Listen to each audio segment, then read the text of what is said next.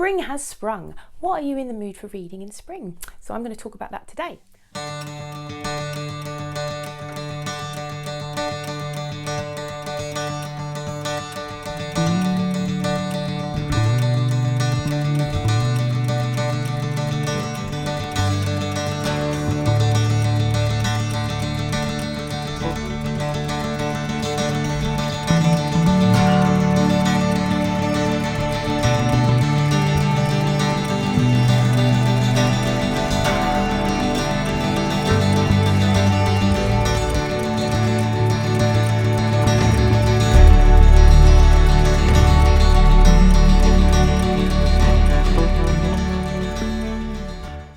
Hi, I'm Jack, this is Spread Book Joy, and today, yes, books about spring, or books that I want to read in the spring that are either feature the season of spring or they feature nature of some kind. They just make me feel those spring vibes, basically. So I live here in the southwest of England in Devon, beautiful county, very rural, lots of farmland, and we've had a long, hard winter. It's been our first winter living in the countryside, and it's our first full spring in the country. And I have to say, it has been so joyful seeing the flowers return, seeing the leaves start to come back on the trees. They're not fully back yet. We're not fully at sort of bursting point, but we've had some beautiful blossoms. I'm going to intersperse me talking about these books that I want to talk about. So I've picked 10 books, and I'm going to intersperse all of that with footage of the signs of spring that I've seen everywhere. So yeah, I like to read seasonally, and I wanted to do a spring video because I've done a winter video and an autumn video, and I will probably do a summer video as well, especially because I'm living in such a beautiful part of England that I just want to share that with people. So yeah, I'm going to talk about 10 books that make me eager for spring. So the books I'm picking are very varied and very different, and some of them I have copies of here, some of them I don't, but I'm just going to talk to you about books that either because they feature spring scenes, or they're set during spring, or they might just be about nature, in which case, because spring just makes you think about nature, doesn't it? It just makes you think about the animals and the flora, the fauna, etc. So yeah, and nature in general. So first up, I've got Bill Bryson, A Walk in the Woods. Now this I absolutely love. I love Bill Bryson anyway. I'm a big fan of Bill Bryson. He's one of my favourite non-fiction writers. And A Walk in the Woods is a book that I've read and reread, mainly by audiobook. Don't listen to Bill Bryson reading his own books though, that's my tip for you. There's a guy called William Roberts who reads them much better. And Bill Bryson's A Walk in the Woods is his journey along the Appalachian Trail. So he goes for a big walk. I mean, it is a big walk because it's thousands of miles. I think it's, yeah, the longest continuous footpath in the world, the Appalachian Trail. It stretches along the east coast of the United States from Georgia to Maine through some of the most arresting and celebrated landscapes in America. And I love this because it's basically him walking this trail with his old friend Stephen Katz. And if you're familiar with Bill Bryson's work at all, Stephen Katz was his high school friend that he went travelling around Europe with, who he mentions in his book about Europe. And now they're both of them much older. Stephen Katz is very unfit and hasn't done any walking, and it's just a funny recount of their journey through the woods and their encounters with this amazing landscape and the animals and the nature and the plants and the trees and everything else. So yeah, Bill Bryson is very, very funny. If you've never read any of his work before, I would highly recommend it. So yeah, that's A Walk in the Woods.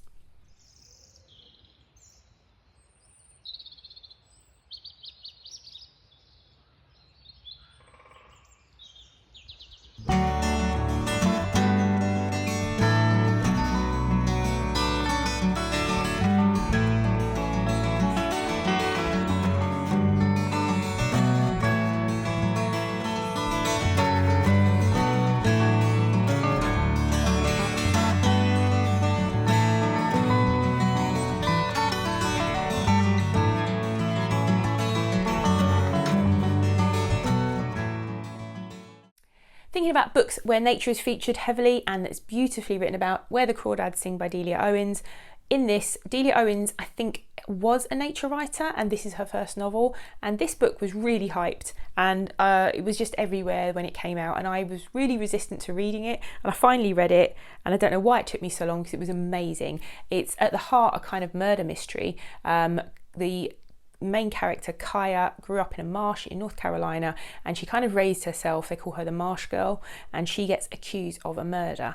And the book itself, though, is full of amazing descriptions of nature and the different animals and the plants, and it's no wonder that Delia Owens, I think, was a nature writer, because the descriptions are just breathtaking. So yeah, if you want a really good book that's a really good read, you can't put it down, I couldn't put this down, I read it in like a day, then I would definitely recommend Where the Crawdads Sing in terms of books on that have a real nature theme. A list of books about spring or featuring spring would not be complete without Anne of Green Gables. Classic. If you've never heard of Anne of Green Gables, it is a classic book set on Prince Edward Island in Canada, and it's about the orphan Anne Shirley, who goes to live with an old brother and sister on a farm in a remote part of Prince Edward Island. And the opening scene, well, it's not the opening scene, but when she's first driving from the train station where she's been picked up, and they're in the carriage and they're driving to her new home of Green Gables, there is a beautiful avenue of trees that is in full blossom, and so that for me means that it must be spring when she arrives on the island. And the descriptive writing by Ellen Montgomery is just stunning. Some of the things that she writes about, you can just picture this beautiful island, this beautiful place. Her writing is really evocative and I just love it. Plus, it's just a brilliant story. It's one of my favourite books of all time. So Anne of Green Gables is on the list.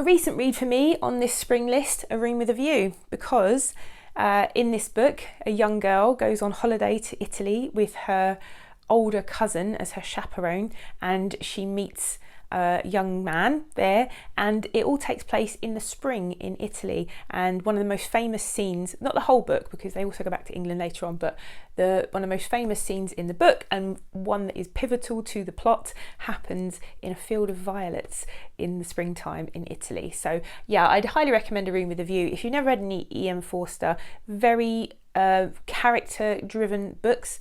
The characters are brilliant in this. There's especially these sort of eccentric English characters who are on holiday in Italy, who think that they all think everyone else is a ridiculously pompous English tourist, but they're all being these awful English tourists, which I found really, really funny. But yeah, A Room with a View is probably one of Forster's most famous books, and not a bad place to start if you've never read any Forster. The Wind in the Willows opens with Mole spring cleaning his house, and he decides he's fed up of it, so he goes off out of his house and he discovers beautiful world of the English countryside in the spring. And by the riverbank he meets Ratty, and they go on an adventure boating down the river to Ratty's friend Toad. They also, at some point, they meet up with Badger, and we see their adventures across the year actually, because we see other seasons as well. But it opens in spring and it's just so beautiful. I'm going to have to read you a little part of it. So Mole was busy spring cleaning his house and he got a bit fed up, and he was going to whitewash his walls, and he just decided he's going to go out and take himself off out. It all seemed to be too good to be true. Hither and thither through the meadows he rambled busily, along the hedgerows, across the copses, finding everywhere birds building, flowers budding, leaves thrusting, everything happy and progressive and occupied. And instead of having an uneasy conscience pricking him and whispering whitewash, he somehow could only feel how jolly it was to be the only idle dog among all these busy citizens. So yes, that's when Mole goes off out into the world and he meets Ratty down by the riverbank. If you've never read Wind in the Willows and you like the sound of that, I'd urge you to pick it up, especially in spring. A recent read for me on the list as well, Days at the Morisaki Bookshop, which I read a couple of weeks back actually, and it is one of those sorts of books you can read in a sitting. It's really fairly short and it's a Japanese translation. It's by Satoshi Yagisawa, and it is just a gentle book about a woman who has had her heart broken, and her uncle owns an old bookshop, so she goes off and he offers to let her stay there if she works in the bookshop and helps out from time to time in this second-hand bookshop, which is in a district of bookshops, and it is set from late summer right through to early spring. So yeah, this one goes on the list because it's a recent read for me, and yes, there is spring is featured in the book. It's one of the seasons of the book.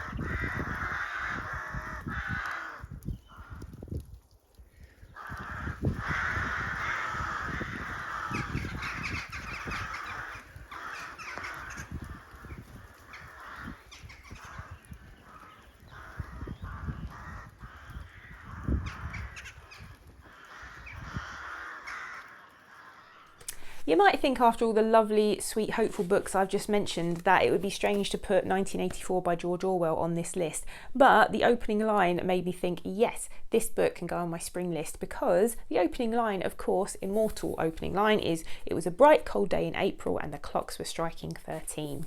This is one of my favourite dystopian books of all time, and it is George Orwell's stark vision of the future, and one that is still quite relevant today in terms of the idea of state control and being watched, Big Brother watching you, fake news, all this sort of propaganda, and it was his idea of a dystopian state and living in that dystopian state. Another book that is really good in terms of a nature read and a wonderful record of a brilliant walk is The Salt Path by Raynor Winn, and that is a brilliantly inspiring book. I found I really enjoyed The Salt Path. It is quite bleak as well, because Raynor Winn and her husband were made homeless after their home was repossessed, and her husband had been given a really terrible diagnosis of an illness, so they decided, instead of relying on friends and staying in friends' houses, they bought some tents and decided to go walking the southwest coastal path, and they do that throughout best part of a year, I think, and it's a really brilliant read. It's uplifting, but it's also quite bleak in some ways because of their situation, but the description of the walk, of the landscape, is fantastic. So in terms of thinking about books where nature is a big part of it, that's a really good one, and one that I loved listening to on audiobook.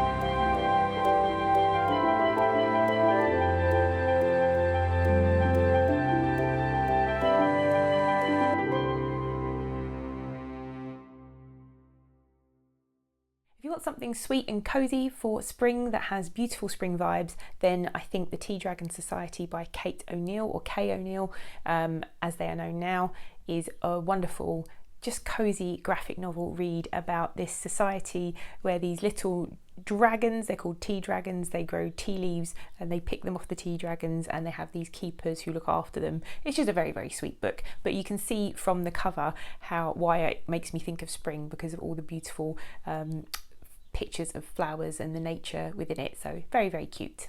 And finally, The Enchanted April by Elizabeth von Arnim, one of the loveliest, funniest books I read, not last year, the year before, and it's about 4 English ladies who they rent a castle in Italy for April, because they're in London one dreary rainy April and decide that they need some sunshine, and they don't know each other.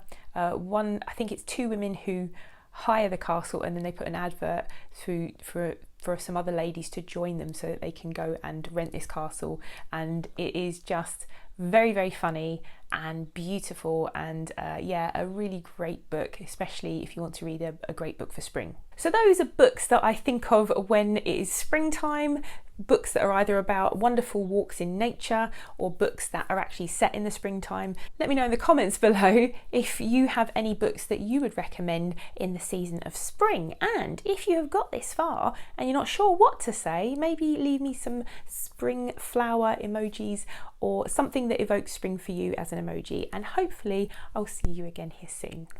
Bye!